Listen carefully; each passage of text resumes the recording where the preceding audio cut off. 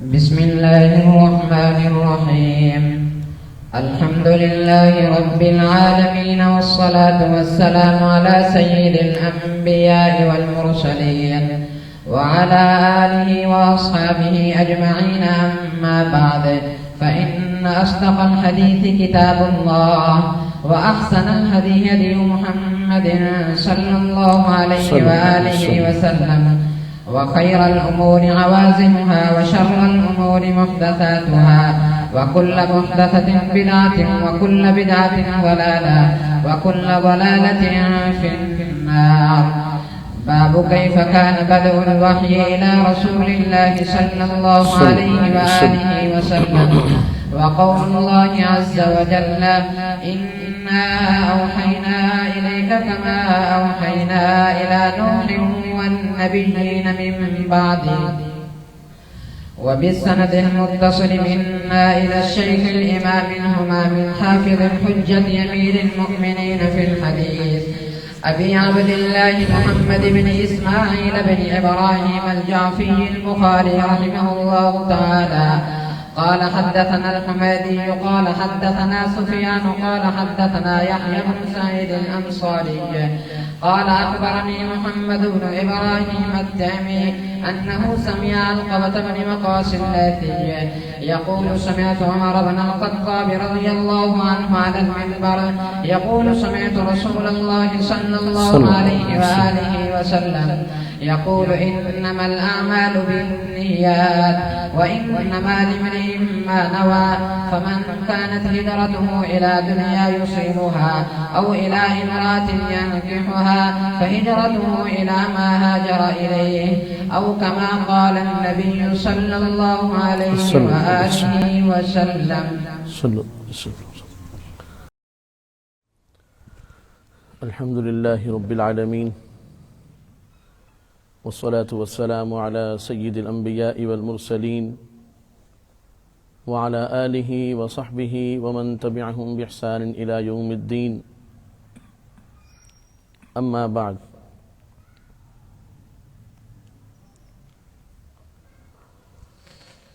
اللہ تعالیٰ کا بے انتہا فضل و کرم اور احسان ہے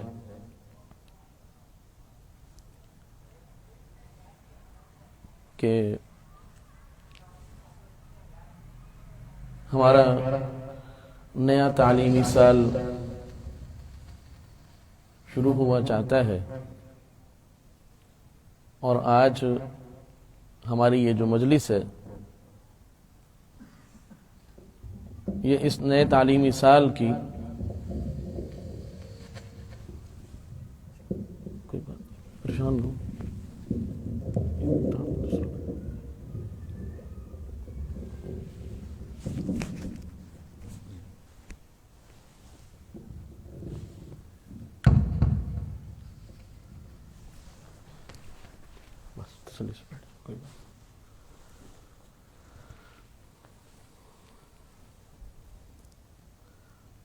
اور اس نئے تعلیمی سال کی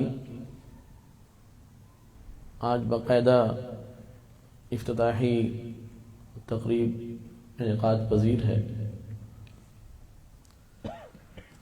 اور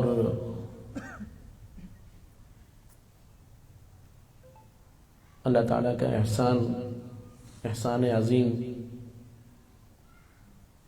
کہ یہ افتتاحی تقریب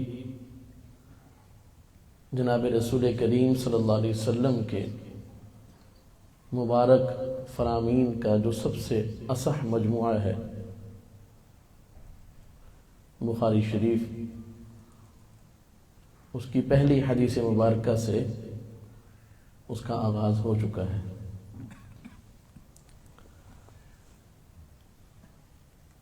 اور ابھی یہ طالب علم جب عبارت پڑھ رہے تھے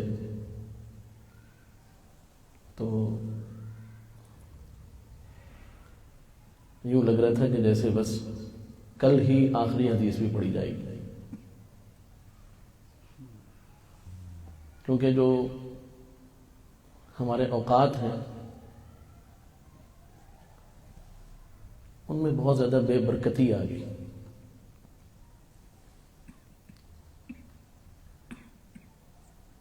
خاص طور پر جو ہمارا تعلیمی دورانیہ ہے وہ بہت زیادہ سمٹ گیا. اس لیے کئی مدارس میں تو یہ ترتیب بھی ہے کہ دورہ حدیث شریف 2 سال میں ہوتا ہے. تو اتنی بڑی بڑی کتابیں ان سب کو اس مختصر دورانیہ میں سمیٹنا یہ حضرات اساتذہ اکرام ہی کا کمال اور ان کی کرامت ہے. ہمیں باقاعدہ نظم بنانا پڑتا ہے. دفتر تعلیمات والے حضرات تمام جو کتب ہیں ان کی جو مقدار خواندگی ہے وہ سامنے رکھتے ہیں اور اس کو تقسیم کرتے ہیں. حضرات اساتذہ اکرام کو بتاتے ہیں اور پھر اس کا جائزہ لیتے ہیں کہ جی بقرہ عید تک کتنا ہوا، سہ-ماہی تک کتنا ہو گیا اور پھر شش-ماہی تک کتنا ہوا، پھر آیا سالانہ پر کتاب مکمل ہو بھی پائی کہ نہیں. تو یہ سارا کچھ بتا رہا ہے کہ ہمارا دورانیہ وہ بہت محدود ہوتا جا رہا ہے اور ہمارے اوقات میں بے برکتی.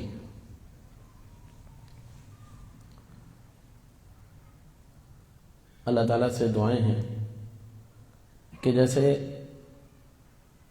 اللہ تعالیٰ نے اپنی مہربانیوں سے، اپنے احسان عظیم سے اس نئے تعلیمی سال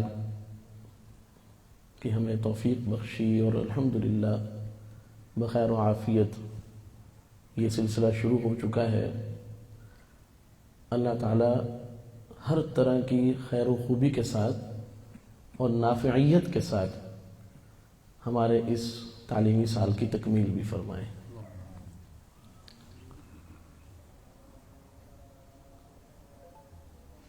میرے طالب علم ساتھیوں، ہم سب یہاں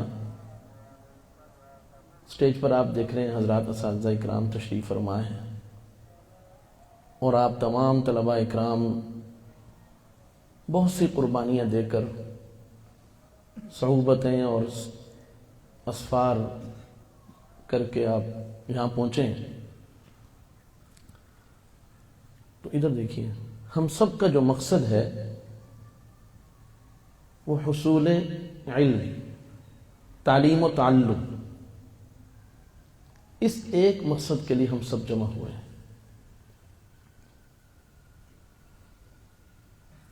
کہ ہمیں قرآن و حدیث کا علم آ جائے. یہ ہے ہماری غرض و غایت. چنانچہ حضرات اساتذہ اکرام پڑھائیں گے، ان کا مقصد بھی یہی ہے کہ طلباء اکرام کو قرآن و حدیث کا علم آ جائے اور آپ پڑھیں گے تو آپ کے پڑھنے کا مقصد بھی یہی ہے کہ ہمیں قرآن و حدیث کا علم آ جائے. یہ ہماری اسی کے لیے تمام تر انتظامات ہیں. اسی کے لیے حضرات اساتذہ اکرام مطالعہ فرمائیں گے، اسی کے لیے تشریف لائیں گے، اسی کے لیے یہ درسگاہیں ہیں، اسی کے لیے یہ نصاب ہے، اسی کے لیے یہ نظام ہے، یہ نظم و نسق ہے. یہ تمام تر انتظامات سب کا مقصد تعلیم و تعلم ہے.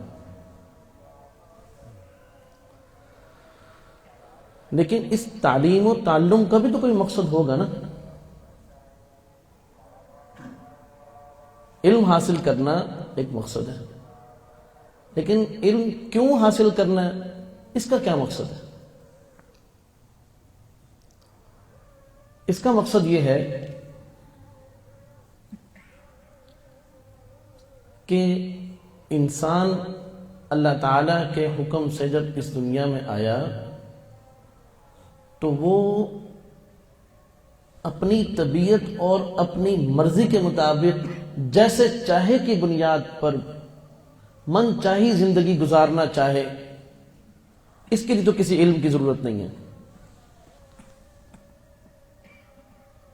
اس کے لیے کسی علم کی ضرورت نہیں ہے کہ کوئی اپنی مرضی کی زندگی گزارنا چاہے کہ جی 4 دن کی زندگی ہے، جیسے چاہو گزارو. علم کی ضرورت اس لیے ہے کہ تاکہ ہم یہ جو زندگی اللہ تعالیٰ کی عنایت فرمودہ ہے، اللہ تعالیٰ کی عطا کردہ ہے، ہم اس زندگی کو اپنی مرضی کے بجائے اپنے خالق کی جو مرضیات ہیں اس کے مطابق گزارنے والے بن جائیں۔ چنانچہ ہمارے خیالات، ہمارے افکار، ہمارے نظریات، ہمارا قول، ہمارا فعل، ہمارا کردار، ہمارا اخلاق، ہمارے فیصلے، ہمارے معاملات، ان سب کے لیے ایک راستہ تو دنیا میں وہ نظر آ رہا ہے کہ جس میں انسان اپنی مرضی کے پیچھے چل رہا ہے۔ چنانچہ باقاعدہ دنیا کا ایک بہت بڑا حصہ ہے کہ جو اس فارمولے کو لے کر چل رہے ہیں کہ جی انسان کیا چاہتا ہے اس کو وہی کرنا چاہیے اور وہی قانون بن رہا ہے۔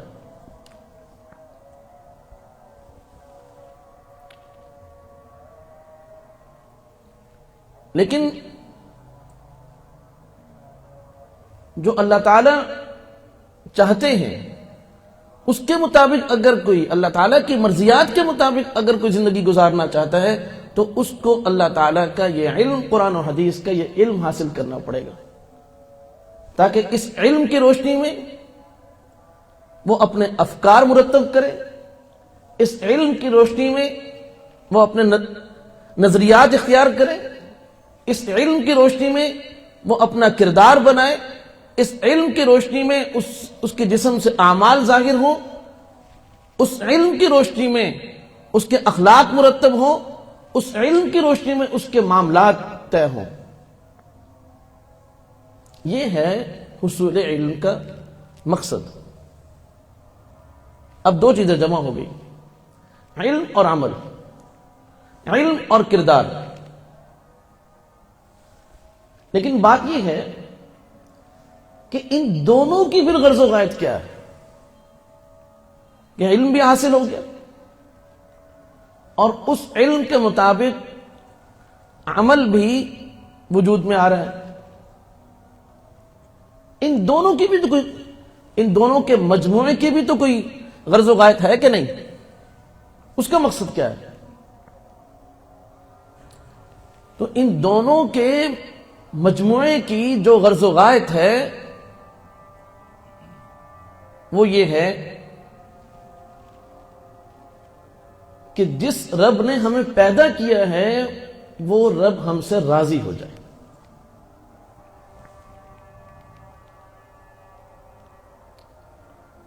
چنانچہ اگر کوئی شخص علم حاصل کرتا ہے اور اس کے حصول علم سے اس کی غرض و غایت، اس کی نیت وہ اللہ تعالیٰ کی رضا نہیں ہے تو وہ علم اس کے لیے وبال ہے۔ چنانچہ ہمارے حضرات نے احادیث کی روشنی میں یہاں تک لکھا کہ اگر کوئی شخص اللہ تعالیٰ کی رضا کے علاوہ کسی اور نیت سے علم حاصل کرتا ہے تو فرمایا کہ یہی علم دنیا میں اس کو ذلیل و رسوا کرے گا، اس لیے کہ اس کی جو غرض و غایت تھی وہ درست نہیں تھی، اس کی نیت درست نہیں تھی۔ اسی طرح اگر کوئی شخص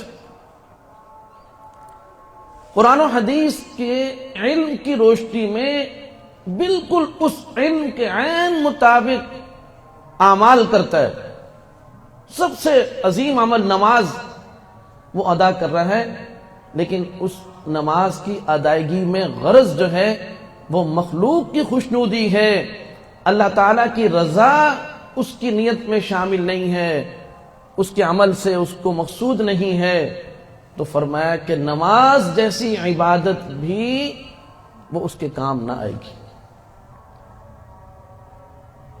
اس لیے یاد رکھیے کہ ہم نے علم حاصل کرنا ہے اور اس علم کے مطابق اپنے کردار کو، اپنے اخلاق کو، اپنے قول و فعل کو ہم نے مرتب کرنا ہے، مطابق کرنا ہے۔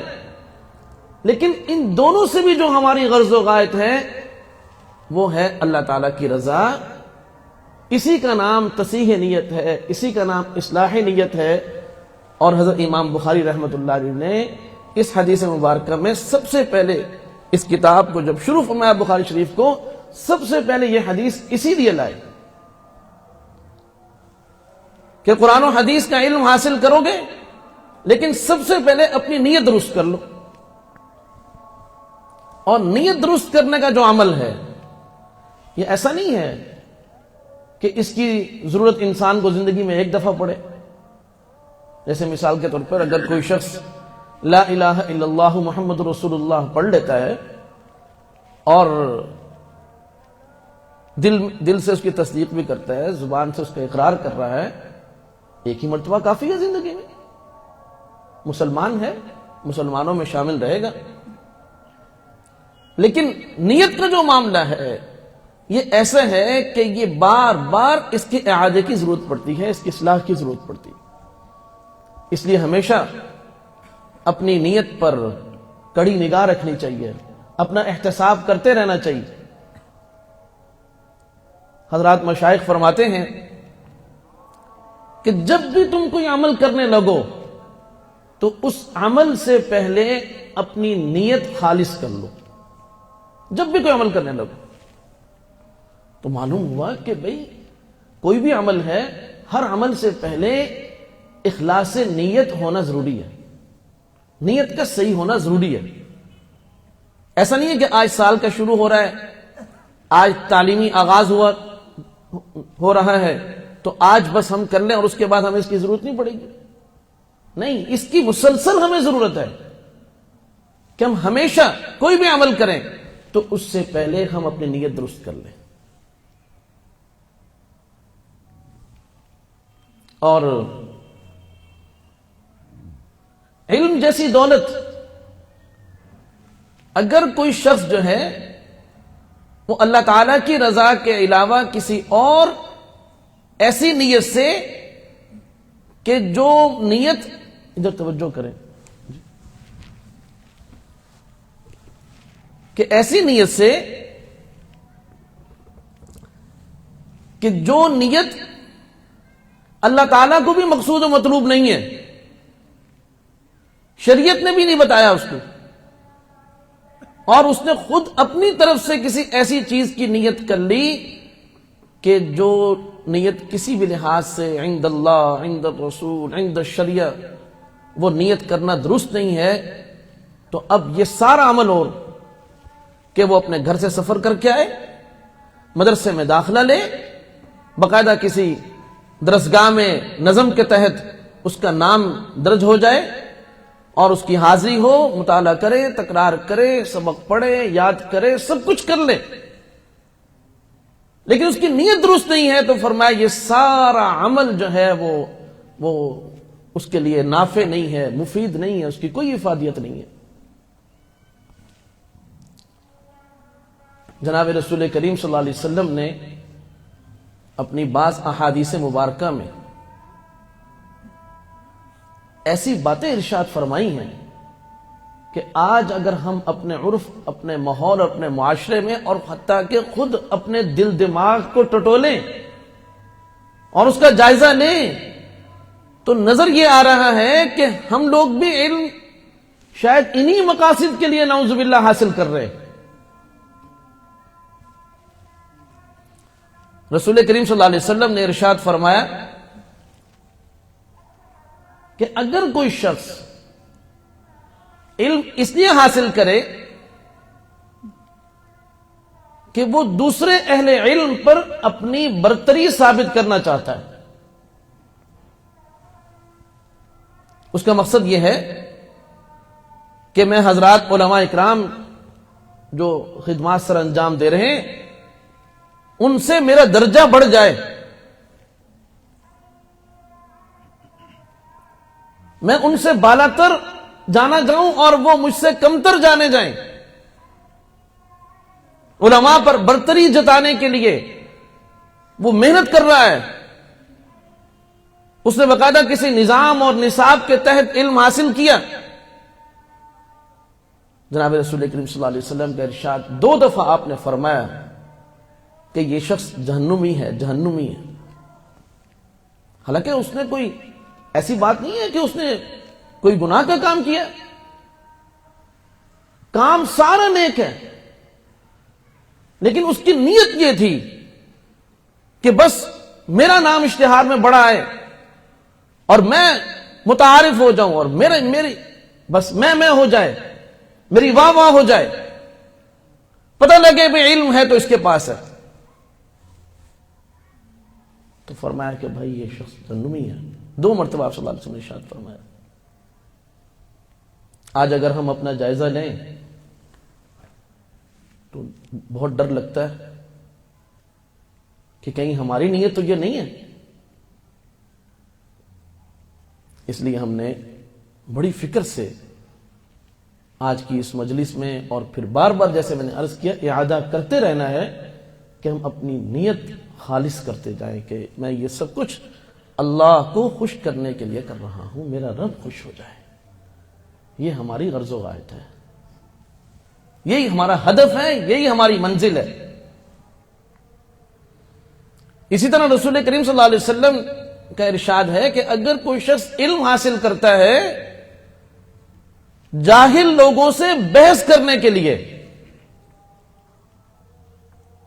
اس کا مقصد یہ ہے کہ میں لوگوں سے بحث مباحثہ کروں، یہ اس کی غرض و غایت ہے۔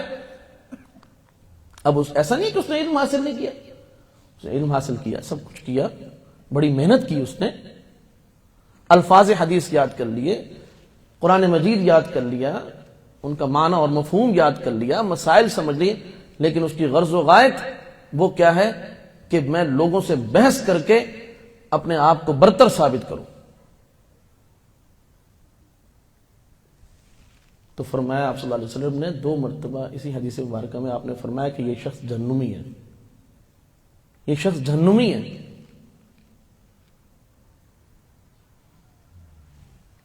تو میرے بھائیوں، ہم سب نے اپنی نیت کو ٹٹولنا ہے اور اپنی نیت کو خالص کرنا ہے اور اس کا بار بار اعادہ کرتے رہنا ہے۔ اب ایک حدیث مبارکہ آپ اور سنیں گے، آپ کی طبیعت کے اندر خوشگواری آ جائے گی۔ فرمایا کہ علم کیوں حاصل کرو، مفہوم عرض کر رہا ہوں، اس لیے حاصل کرو کہ اس علم کے ذریعے سے تم دنیا میں اسلام کا بول بالا کرنا چاہتے ہو، دین کو عام کرنا چاہتے ہو، دین کو شائع کرنا چاہتے ہو، اس کی اشاعت چاہتے ہو، لوگوں تک دین پہنچانا ہے تم نے، اللہ کا دین غالب آ جائے، قرآن و حدیث کا علم عام ہو جائے، غالب آ جائے۔ فرمایا اگر کوئی اس بات کی نیت کرتا ہے،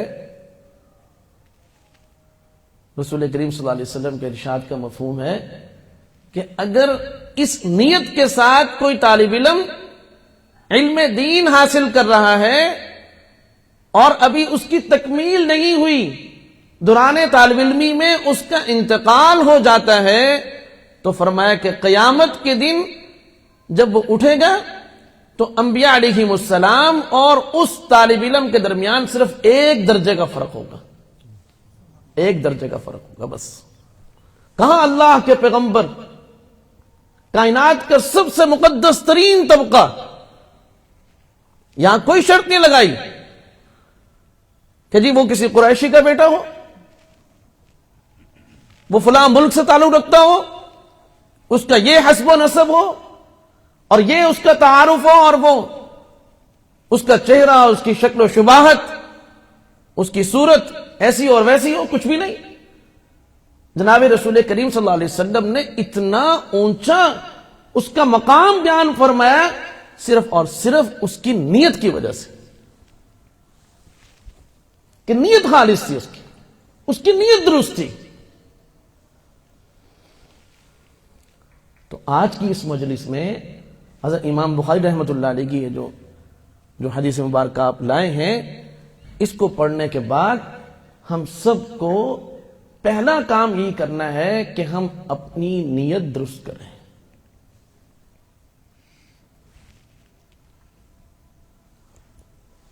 اور ایک بات کل سے زبان پر آ رہی ہے اور آج اس کو ادا کر رہا ہوں، وہ یہ ہے کہ بھائی ہم بعض اوقات کوئی کام کر رہے ہوتے تو وہ کوئی کہہ دیتا ہے کہ بھائی اگر تو یہ کام نیت سے کرے نا تو ضرور جو ہے نتیجہ نکلے گا. یہ ہمارے عرف کے مطابق بات ہے. تو اس کو میں یوں عرض کرتا ہوں کہ بھائی ہم جیسے اس بات کی نیت کریں کہ ہم نے اللہ تعالیٰ کو راضی کرنا ہے، ویسے ہم اس بات کی بھی نیت کر لیں کہ بھی ہم نے خوب اچھی طرح نیت کر لی ہے کہ انشاءاللہ ہم علم خوب محنت سے حاصل کریں گے.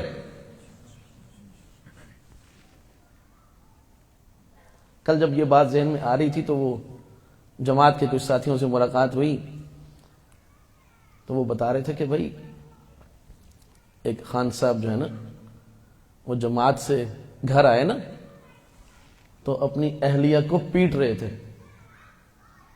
کس نے پوچھا بھائی کیوں مار رہے ہو؟ اس نے کہا کہ بھائی یہ داڑھی رکھنے کا ارادہ نہیں کر رہے. انہوں نے کہا یہ خاتون ہے، اس کی داڑھی نہیں آتی. انہوں نے کہا وہ تو مجھے بھی پتہ نہیں آئے گی، ہمارا کام ہے ارادہ کرنا. تو میں نے یہ بات اس وقت دونوں باتیں جمع ہو گئی تو میں نے کہا ایک تو ہم نیت کر لیں کہ انشاءاللہ ہم نے پڑھنا ہے اور اللہ کی رضا کے لیے پڑھنا ہے، اور ساتھ ساتھ ہم اپنی طرف سے جب پختہ ارادہ کریں گے کہ انشاءاللہ علم حاصل کرنے کے جو تقاضے ہیں ان سب کو پورا کریں گے تو انشاءاللہ العزیز اللہ تعالیٰ کی مدد و نصرت شامل حال ہوگی. اور اگر اس بات کو ہم حضرت مولانا اشرف علی صاحب تھانوی نور اللہ مرقدہ ان کی تعلیمات کی روشنی میں یہ جو میں نے اپنے عرف کے مطابق ارادے اور نیت کی بات کی ہے، اگر ان کی تعلیمات کی روشنی میں سمجھنا چاہیں تو حضرت فرماتے ہیں کہ بھائی آپ پختہ ارادہ اور عزم کریں کہ ہم جس مقصد کے لیے مدرسے میں آئے ہیں حصول علم کے لیے، تو اس کے جتنے بھی تقاضے ہیں ان کو ہم پورا کریں گے. حضرت فرماتے ہیں کہ 3 کام تم کر لو انشاءاللہ نتیجہ ہو ہی نہیں سکتا کہ مرتب نہ ہو. فرمایا کہ پہلا کام یہ ہے کہ اپنے کل کے اسباق کا اچھے سے مطالعہ کرو. اور ہمارے مدارس عربیہ میں جو ترتیب ہے وہ یہی ہے کہ آئندہ کے اسباق کا مطالعہ گزشتہ دن میں کیا جاتا ہے تاکہ ہر اعتبار سے ان اسباق کو ہم کوشش کریں کہ ہم کم سے کم اپنی صلاحیت کا خود امتحان لیں. ایک صلاحیت کا امتحان وہ ہے جو مدرسے والے حضرات اہل انتظام سمائی ششمائی اور سالانہ یا وفاق میں لیتے، اور ایک خود آپ کے ہاتھ میں بھی یہ آپ بھی اپنی نفس کو سمجھ سکیں، اپنی کمزوری، اپنی استعداد اور اپنی صلاحیت کا جائزہ لے سکیں. تو فرمایا کہ یہ بات معلوم ہوگی مطالعے کے دوران، کہ آپ کو مطالعہ کرنے سے یہ بات معلوم ہوگی کہ میرا علم کتنا ہے اور میں علم سے کس قدر دور ہوں. معلومات اور مجہولات دونوں میں امتیاز اسی طرح ہوگا جب آپ مطالعہ کریں گے. جب تک آدمی مطالعہ نہیں کرتا تو وہ یہ سمجھتا رہتا ہے کہ مجھے سب آتا ہے. آپ تو بڑے لوگ ہیں، آپ کی بات تو میں نہیں کرتا، میں اپنی بات کرتا ہوں. کہ جب آدمی مطالعہ کرنا چھوڑ دیتا ہے تو وہ ایک جھوٹی خوش فہمی میں مبتلا ہو جاتا ہے کہ جی مجھے سب آتا ہے. اور جب آدمی قرآن و حدیث کا، اپنے اکابر کا مطالعہ کرتا ہے تو اسے یہ بات معلوم ہوتی ہے کہ اسے کچھ بھی نہیں آتا. میں نے حضرات اکابرین کی تحریروں میں یہ بات پڑھی کہ جب وہ اپنے بڑوں کی، اپنے اساتذہ کی، اپنے اسلاف کی کتب کا مطالعہ کرتے تھے تو وہ یہ لکھتے تھے کہ آج مجھ پر اپنا جہل اور واضح ہو گیا، اپنا جہل اور واضح ہو گیا. اگر آج ہم اس غلط فہمی میں، خوش فہمی میں مبتلا ہیں نا کہ ہمیں سب آتا ہے، تو یہ دلیل ہے اس بات کی کہ ہم بالکل مطالعہ نہیں کرتے. اور ایک طالب علم کی اور ایک عالم کی، ایک مدرس کی شان ہی یہ ہے کہ جس طرح ایک سنار جو ہے وہ اپنے مقصد کے حصول کے لیے تڑپتا ہے، ایک حکیم جو ہے وہ اپنے مقصد کے حصول کے لیے کہ مجھے مزید کوئی بات مل جائے، فرمایا عالم کی، طالب علم کی شان یہ ہے کہ ہر وقت وہ علم کی جستجو میں لگا رہے اور اس کے دل دماغ میں ہر وقت دین کا کوئی نہ کوئی مسئلہ، دین کی کوئی بات، قرآن و حدیث کا کوئی ایسا جو ہے وہ خوبصورت عنوان وہ اس کے دل دماغ میں گردش کرتا رہے. وہ اپنے دل دماغ کو علم اور علم کی روشنی سے، قرآن و حدیث کی روشنی سے کبھی بھی خالی نہ چھوڑے. اور میرے طالب علم ساتھیوں، جب ہم دل دماغ کو علم سے خالی کرتے ہیں اور موقع دیتے ہیں ہم دوسری چیزوں کو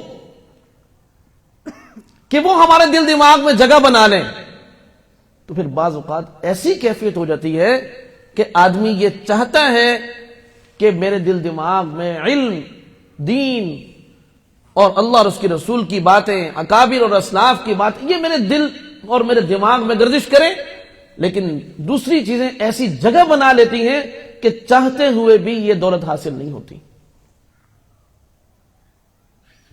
اس لیے ہمیں چاہیے کہ ہم مطالعے کے ذریعے سے اپنے آپ کے اندر یہ صلاحیت پیدا کریں. کچھ دن ایسا ہوگا، اور آج یہ جو موبائل آیا ہمارے مزاجوں کے اندر میڈیا کا جو اثر ہے اس نے ہماری صلاحیتوں کو فنا کر دیا ہے. مثال کے طور پر ہماری میڈیا میں کس زمانے میں صرف کرکٹ میں ٹیسٹ میچ آیا کرتا تھا، ٹیسٹ میچ ہوتا تو لوگوں کے اندر 5 دن مسلسل اس کو دیکھنے کی صلاحیت تھی. لیکن پھر وہ ون ڈے آ گیا، اس کے اندر 1 دن لوگ ضائع کرتے تھے، اور اب یہ کہ وہ اتنی تیز زندگی ہو گئی کہ وہ T20 آ گیا. جی یہ بالکل آپ یقین کریں. اور اب کیا ہے، اب لوگوں کے اندر اس وقت یہ صلاحیت نہیں ہے. لوگ خود کہتے ہیں کہ مولانا صاحب آپ لمبی گفتگو نہ کیا کریں، 2 یا 3 منٹ بس. کیوں؟ یہ شارٹس اور ریل دیکھ دیکھ کے اس سٹیپ سے اگلا سٹیپ اور اتنی تیزی کے ساتھ کئی گھنٹے اس میں مصروف کر کے ہم نے اپنے آپ کے اندر سے وہ یکسوئی کی، دل جمی کے ساتھ قرآن پڑھنے کی، ایک ہی مجلس میں ہمارے اکابر، ہمارے حضرات اساتذہ اکرام ایک ہی مجلس میں 20 پارے پڑھنے والے. اور آج ہم دیکھتے ہیں کہ ایک پارہ پڑھنا بھی مشکل ہو رہا ہے ایک مجلس میں. اللہ تعالیٰ نے ہمیں ایسے پیدا نہیں کیا. اللہ تعالیٰ نے تو ہمیں یکسو مزاج پیدا کیا ہے، بڑی خوبی اور بڑی صلاحیتوں کے ساتھ پیدا کیا. لیکن ہمارے عرف نے، خاص طور پر میڈیا نے جو ہمارے دل دماغ اور ہماری صلاحیتوں پر اثر ڈالا کہ آج چند صفحے پر کسی مضمون کا مطالعہ ہمارے نوجوان کے لیے مشکل ہو گیا. کہتے چھوڑو اس کو کیا پڑھنا ہے. اگر کوئی تھوڑا سا کسی کا بیان 8 سے 10 منٹ پر چلا جائے، نہایت مفید ہو، لوگ بیان ہی چھوڑ دیتے ہیں، دیکھتے ہی نہیں، سنتے ہی نہیں. لیکن آپ کے پاس موقع ہے، ہمارے پاس موقع ہے الحمدللہ کہ ہم نے اپنے مزاج کے اندر مطالعے کی جو صلاحیت ہے وہ پیدا کرنی ہے، اس کو مزاج کے اندر لانا ہے، اپنی طبیعتوں کو اس پر ڈھالنا ہے انشاءاللہ العزیز۔ اور دوسرا کام حضرت رحمت اللہ علیہ فرماتے ہیں، دوسرا کام یہ ہے کہ دماغ اور جسم، ذہن اور جسم دونوں کی حاضری درسگاہ میں کر لو، اور اس کی وضاحت فرمایا کہ جب تم کسی استاد سے سبق پڑھ رہے ہو، اپنے استاد محترم سے جب سبق پڑھ رہے ہو، تو اس دوران تمہارے دماغ میں کوئی اور بات گردش نہ کر رہی ہو۔ ایسا نہیں ہے کہ جو رجسٹر ہے اس میں تو تم حاضر ہو لیکن حقیقت میں تم غیر حاضر ہو۔ فرمایا نہیں، تمہارے کانوں میں صرف تمہارے استاذ کی بات جا رہی ہو، اور اللہ تعالیٰ نے یہ حصول علم کے لیے جو ہمارا چہرہ بنایا ہے اس میں یہ دو کان بھی حصول علم کا آلہ ہیں، تو یہ دو رکھیں، ٹھیک ہے؟ عام طور پہ ہم یہ کہتے ہیں کہ ایک سننے کے لیے، دوسرا نکالنے کے لیے، لیکن حقیقت یہ ہے کہ دونوں کان جو ہیں وہ علم کو سٹور اور ذخیرہ کرنے کے لیے ہیں۔ تو فرمایا کہ دونوں کانوں سے متوجہ ہو جاؤ اور اپنے دماغ کو حاضر رکھو، اپنے حافظے کو حاضر رکھو، اور اس میں علم کو ذخیرہ کرتے چلے جاؤ۔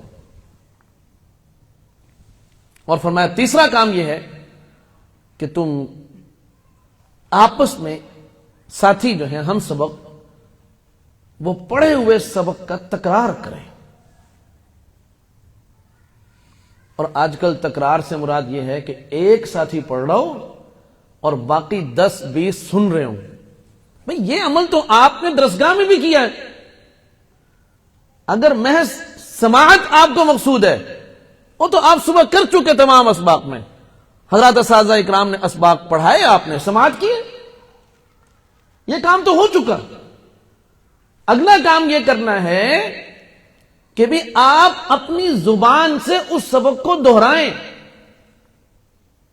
اس لیے جو میں نے حضرات اکابرین کو پڑھا، جن کا تعلیم و تعلم کے شعبے سے تعلق ہے، وہ فرماتے ہیں کہ تکرار کرنے والے 2 ہی ہونے چاہیے، تیسرا نہ ہو۔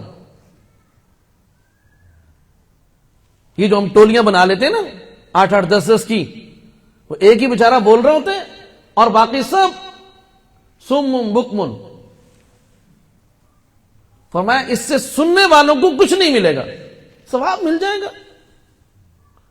دین کی بات سنی ہے، ثواب صبح بھی ملا، شام کو بھی مل جائے گا، اس میں کیا بات ہے؟ کہ آپ جس کام کے لیے آئے ہیں، حصول علم کے لیے، فرمایا یہ علم آپ کا تب بنے گا جب آپ خود اس کو اپنی زبان سے ادا کریں گے۔ جب آپ نے اپنی زبان سے اس کو ادا نہیں کیا، یہ علم صبح استاد صاحب کا تھا اور اب اس طالب علم کا ہے جو بول رہا ہے، سننے والے کے ساتھ اس کا تعلق نہیں بنا۔ اس لیے فرمایا کہ 2 ساتھی ہو کر آپس میں تکرار کریں، جو سبق سنا ہے وہی سنانا بھی ہے۔ اور حدیث مبارکہ سے یہی بات معلوم ہوتی ہے، جناب رسول کریم صلی اللہ علیہ وسلم رمضان مبارک میں دور فرمایا کرتے تھے، قرآن کریم حضرت جبریل امین علیہ السلام کو وہی پارہ سناتے بھی تھے اور وہی سنتے بھی تھے۔ تو فرمایا یہ 3 کام تم کر لو، مطالعہ، ذہنی جسمانی حاضری اور تکرار، اپنی زبان سے سبق کو دہرانا۔ فرمایا کہ انشاءاللہ جس مقصد کے لیے تم آئے تھے کہ مجھے علم مل جائے، فرمایا انشاءاللہ اللہ پاک آپ کو اس میں کامیاب اور سرفراز فرمائیں گے۔ اور تیسرا کام، بس میں اختصار کے ساتھ عرض کرتا ہوں کہ تیسرا کام یہ ہے، فرمایا کہ مدرسے میں پڑھتے ہوئے آج کے دور میں جو فتنہ آ گیا، ضرورت بھی ہے لیکن آزمائش بھی ہے کہ اس نے ہماری صلاحیتوں کو جڑ سے ہی اکھاڑ دیا ہے کہ ہم بولیں گے ہمارا موبائل خود بخود اس کو کیا کر دے گا، ٹائپ کر دے گا، اور موبائل پہ لکھنے کا سارا۔ بھائی اپنے ہاتھ سے تم لکھنا سیکھو، اور اتنا خوشخط ہونا چاہیے کہ آپ کی لکھی ہوئی تحریر کسی غیر عالم کے پاس، کسی اور شعبے کے لوگوں کے پاس، کسی تاجر کے پاس، کسی وکیل کے پاس، کسی کے پاس آپ کی تحریر جائے تو وہ آپ کی تحریر کے حسن کو دیکھ کر خوش ہو جائے کہ کیا بات ہے یار، لکھا نہیں ہے، چھاپ دیا ہے۔ اور آج اس کا شوق ہی نہیں ہے، اور خوش خطی تو دور کی بات، حضرات اساتذہ اکرام تشریف فرمائے ہیں، جب پیپروں میں چیکنگ ہوتی ہے املا کی اس قدر غلطیاں ہوتی ہیں کہ اللہ کی پناہ۔ تو بھائی جب لکھنا نہیں آئے گا، نہ املا درست ہوگی، نہ لکھائی خوشخطی جو ہے وہ ہوگی، تو پھر اب آپ بتائیں کہ ایک عالم کی شان کے ساتھ اس کا کیا انطباق ہے؟ کوئی انطباق نہیں ہے۔ اس لیے اس کے لیے تو کسی کی منت سماجت بھی کرنی پڑے۔ جس طالب علم کو اچھا لکھنا آتا ہو بھائی اس کو چائے پلاؤ، اس کی خدمت کرو۔ میں اپنے گھر سے جو یہاں آیا ہوں مدرسے میں، میرا مقصد یہ ہے کہ مجھے لکھنا آئے اور میں اچھا لکھ سکوں، اور جو اساتذہ اکرام سکھاتے ہیں ان سے سیکھیں۔ تو یہ ساری چیزیں وہ کہ جو ہماری علمی شان کو، ہماری علمی وقار کو بڑھائیں گی، ہماری علمی صلاحیت کو بڑھائیں گی، اور ہماری جو علمی خوبیاں اس کے اندر نکھار پیدا کریں گی، اور یہی ہماری غرض و غایت ہے۔ جب ہم اس کام میں لگیں گے، علم آئے گا، تو یہ نہیں ہو سکتا کہ ایک شخص محنت کرے اور پھر اللہ کا دین خالص نیت کے ساتھ، صحیح نیت کے ساتھ حاصل کرے، اور پھر وہ ساتھ یہ بھی کہے جی کوئی پوچھتا ہی نہیں ہے جی۔ آج کل فضلاء کو یہ بڑا گلہ شکوہ ہے کہ جی مدارس سے جی فضلاء کو تو کم ہے، یہ تو علماء اور فضلاء کے ساتھ جو ہے نا ہمدردی کے اور ان کے بہی خواب بنے ہوئے ہیں لوگ فیس بک پہ اور ادھر ادھر۔ وہ کہتے ہیں ہمیں بڑی فکر ہے جی، یہ مدارس سے علماء اور قرہ اور علماء اتنے نکل رہے ہیں، بیچاروں کا کیا بنتا ہوگا۔ بھائی تم چھوڑو یار، ہماری اتنی فکر نہیں کرو، اپنی کر لو۔ کیا بنے گا جی، یہ ضائع ہو رہے ہیں۔ اور صورتحال یہ ہے کہ ہمارے پاس تدریس کی جگہ آئی ہوئی ہے، ہمیں مدرس نہیں مل رہا، کہتے ہیں جی یہ ضائع ہو رہے ہیں۔ میں آپ کو سچ کہتا ہوں، جو باتیں میں نے عرض کی ہیں یہ ہم کر لیں، اور ساتھ ہی ساتھ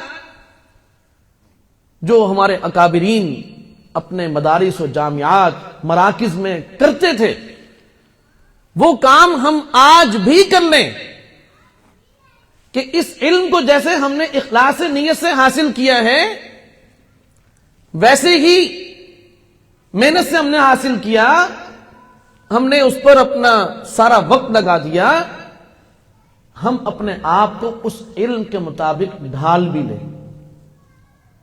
ہمارے عقائد وہ قرآن و حدیث کے عین مطابق ہو جائیں،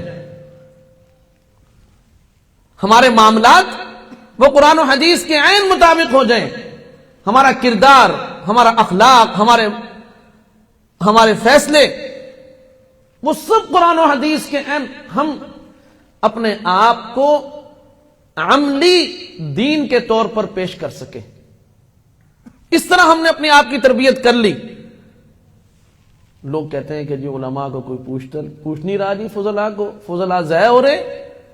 آج آپ اس مجلس کی برکت سے یہ بات نوٹ کر لیں کہ جو باتیں میں نے عرض کی ہیں اس کے مطابق اگر ہم اپنے آپ کو بنا لیں، لوگ آپ کے جوتے اٹھانے میں فخر محسوس کریں گے۔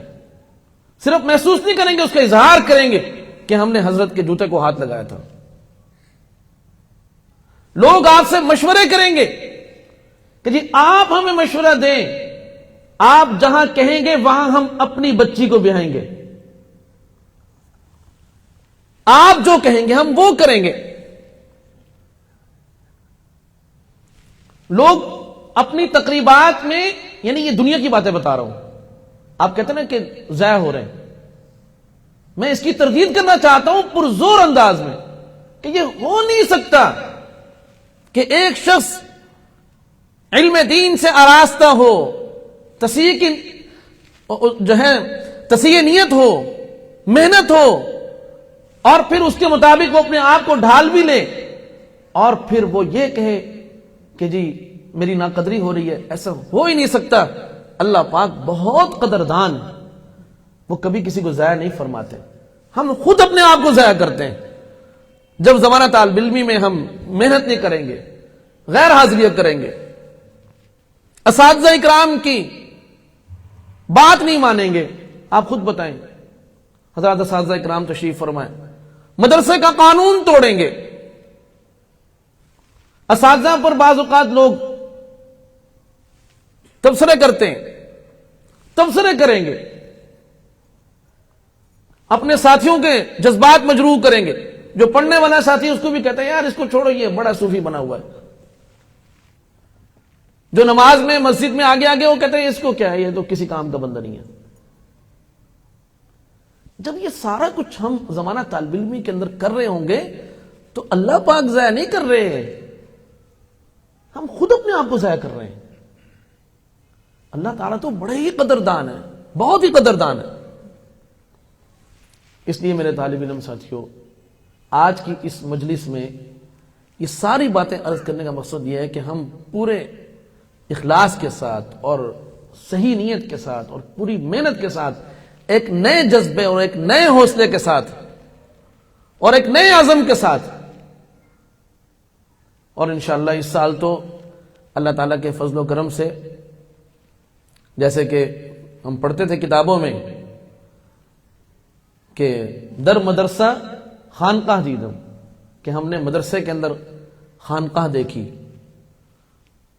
اور حضرت شیخ الاسلام صاحب دامت برکاتہم العالیہ نے جو گزشتہ سال اختتامی نشست ہوئی اس کے اندر یہ بات ارشاد فرمائی کہ ابھی باقاعدہ مدارس کے اندر اصلاح ظاہر و باطن، کہ ہم اپنا ظاہر اور اپنا باطن دونوں اللہ تعالیٰ کے پسند کے مطابق بنانے کی فکر کریں، محنت کریں، صحیح کریں. تو اس کے لیے باقاعدہ نظم بنایا جائے.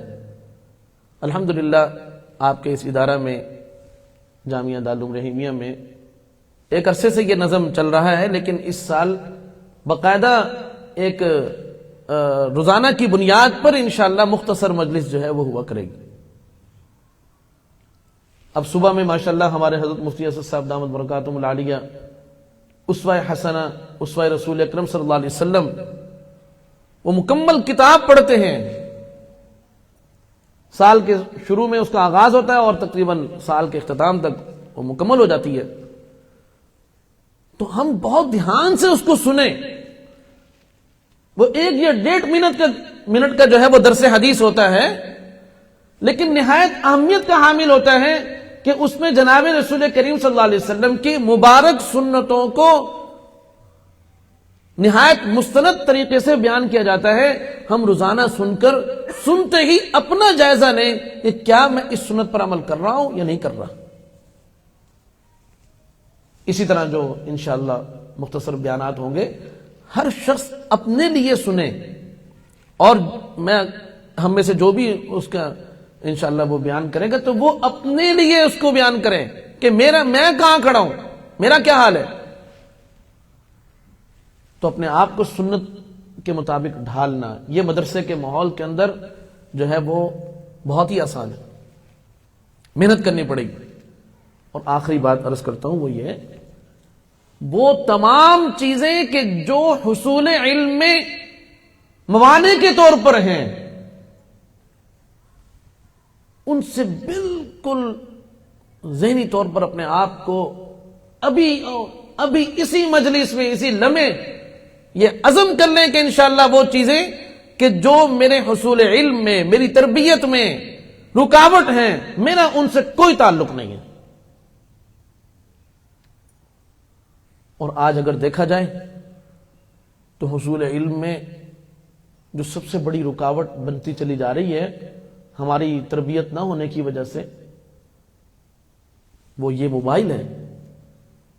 ہمیں پتہ ہی نہیں ہے کہ ہم اس سے کیا کیا فوائد حاصل کر سکتے ہیں. منفی استعمال، اس کا مس یوز جو ہے وہ ہماری طبیعت بن چکی ہے. اس کا نتیجہ یہ ہے کہ بھئی وہ وقت جو برف کی طرح پگھل گیا، جیسے وہ پگھلی ہوئی برف، پانی جو ہے وہ دوبارہ برف میں تبدیل نہیں ہو سکتا، ایسے ہی ہمارا جو وقت گزر گیا وہ دوبارہ زندگی کی صورت میں مرتب نہیں ہو سکتا. اس جیسی قیمتی چیز جو ہے وہ ضائع ہو رہی ہے.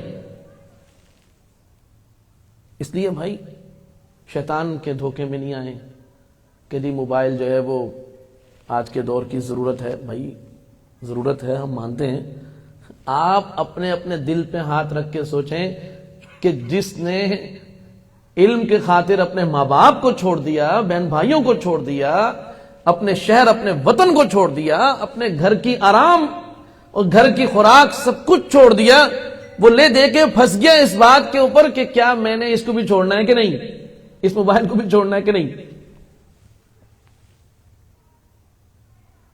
اس لیے اسی طرح وہ تمام تعلقات، وہ تمام دوستیاں، کوئی بھی، ہر ایک کو پتا ہے اپنے حالات کا، اپنے احوال ہر کوئی جانتا ہے کہ کون سی چیز جو ہے وہ میرے حصول علم میں، میری تربیت میں رکاوٹ ہے. میرا اس سے آج کے بعد کوئی تعلق نہیں. طالب علموں کو ایک دھوکہ شیطان یہ بھی دیتا ہے کہ بھئی آپ فلاں سے تعلق قائم کریں تاکہ آپ اس کی اصلاح کر سکیں. یہ بڑا دھوکہ دیتا ہے شیطان. بھئی میں نے نا اس کو ٹھیک کرنا ہے، مجھے بڑی محبت ہے اس کے ساتھ، میں چاہتا ہوں یہ ٹھیک ہو جائے. بھائی پہلے اپنی حفاظت ضروری ہے. کسی کو آگ سے بچاتے بچاتے اگر یہ خدشہ ہو اور بعض اوقات یقین ہو کہ میں خود آگ میں گر جاؤں گا، کسی کو پانی میں غرق ہوتے دیکھ کر اس کا غرق ہونا تو یقینی نظر آ رہا ہے، اب یہ بھی یقین ہے کہ اگر میں اس کو بچانے کی کوشش کروں گا تو میں بھی ساتھ جاؤں گا. تو حکم کیا ہے بھائی؟ اپنی حفاظت کرو. حفاظت دین مقدم ہے اشاعت دین پر. حفاظت دین مقدم ہے اشاعت دین پر. اس لیے یہ بات ذہن میں رکھیں کہ بھائی اس غلط فہمی میں نہ آئے. ہاں البتہ اگر آپ سمجھتے ہیں کہ بھائی یہ میری بات سن لے گا، مان لے گا اور انشاءاللہ فائدہ ہوگا اور مجھے کوئی نقصان نہیں ہوگا، ٹھیک ہے تو پھر ٹھیک ہے، یہ تو بہت اچھی بات ہے. لیکن عام طور پر ایسا کم ہوتا ہے، آدمی خود اس جیسا ہونا شروع ہو جاتا ہے. اس لیے یہ ساری باتیں میں نے عرض کی ہیں کہ انشاءاللہ نیا سال نئے عزم اور نئے حوصلے کے ساتھ ہم نے قدم رکھنا ہے. ٹھیک ہے بھائی؟ اور تمام وہ چیزیں جو ہمارے حصول علم میں، ہماری تربیت میں جو ہے وہ رکاوٹ ہیں، وہ متاثر کرتی ہیں ہماری اس محنت کو، ہمارے اس کوشش اور محنت کو، تو بھائی اس سے اپنی جان چھڑوائے. اللہ تعالیٰ اس مجلس کو اپنی بارگاہ میں قبول فرمائے اور جو کہا سنا ہے اس پر عمل کرنے کی توفیق عطا فرمائے. اور حضرات اساتذہ اکرام ماشاءاللہ تمام طلباء اکرام کے لیے بہت ہی دعا گو رہے اور رہتے ہیں اور بہت ہی فکر مند اور بہت ہی کوششیں فرما رہے ہیں کہ کس طرح آنے والے طلباء اکرام کا ہم بھرپور خیال کر سکیں ہر اعتبار سے. تو آپ کو چاہیے کہ اپنے حضرات اساتذہ اکرام کے ساتھ بہت ہی محبت والا، ادب والا، احترام والا، اطاعت اور فرما برداری والا تعلق رکھیں، اپنی دعاؤں میں یاد رکھیں. انشاءاللہ اس کے ثمرات اساتذہ اکرام کی دعاؤں سے تھوڑی محنت کو بھی اللہ تعالیٰ ثمر آور بنا دیتے ہیں، بابرکت بنا دیتے ہیں. تو اللہ تعالیٰ ہم سب کو ان سب باتوں پر عمل کرنے کی توفیق عطا فرمائے. وآخر دعوانا الحمدللہ رب العالمین.